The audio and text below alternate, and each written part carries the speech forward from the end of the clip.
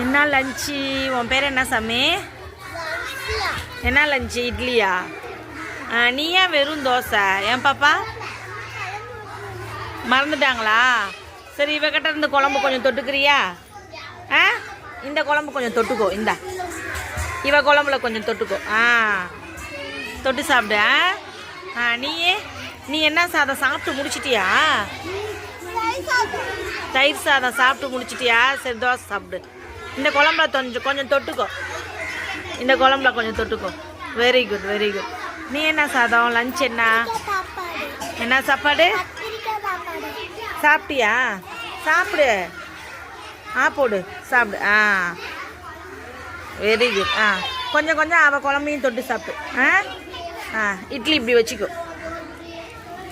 தொட்டு சாப்பிடுங்க, 3 பேரும் தொட்டு சாப்பிடுங்க.